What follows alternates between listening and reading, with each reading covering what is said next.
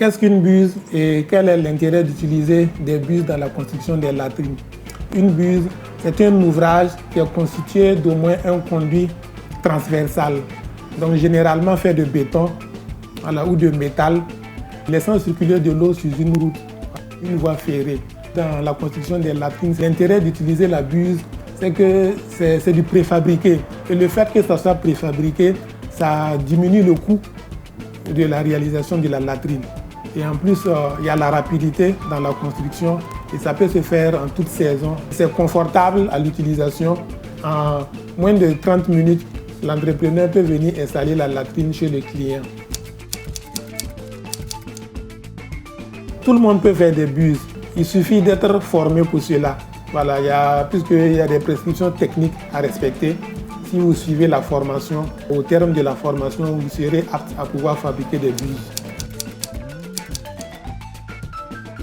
Pour la construction de la buse, il y a le petit matériel qui est constitué de taloches, de trouelles, de brouettes, de pelles, de décamètres.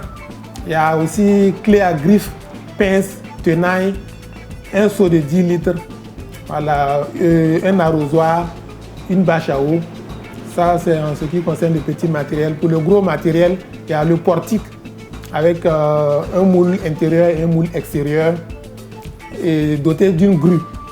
Pour ce qui est des matériaux, on a le ciment, le sable, le gravier, le fer et puis l'eau.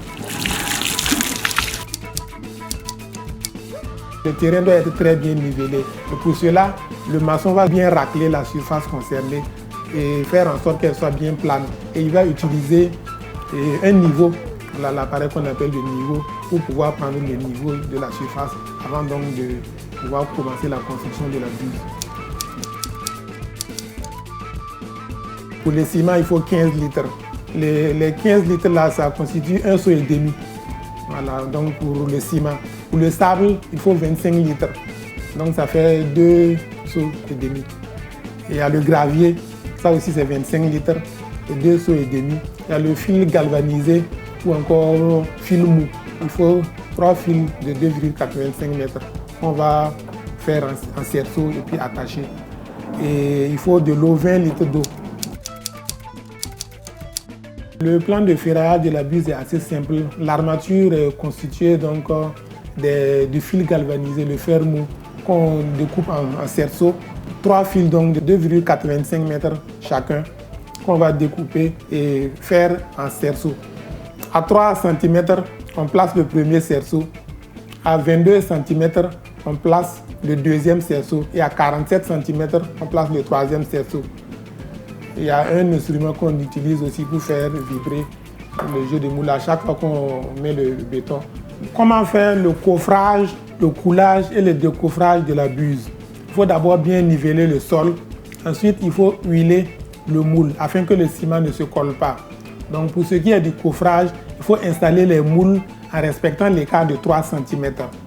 Voilà, à l'aide donc des cales pivotantes. Pour ce qui est du coulage, on charge le moule avec le béton et on compacte.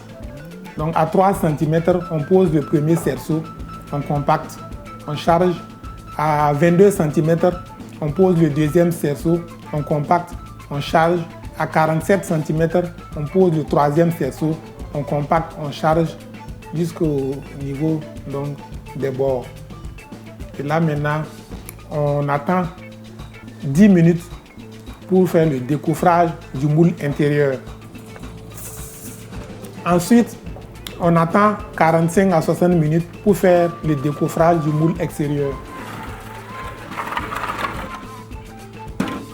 Il faut arroser la buse matin, midi, soir pendant 5 jours minimum. Voilà, et pour le temps de séchage, c'est environ 10 jours.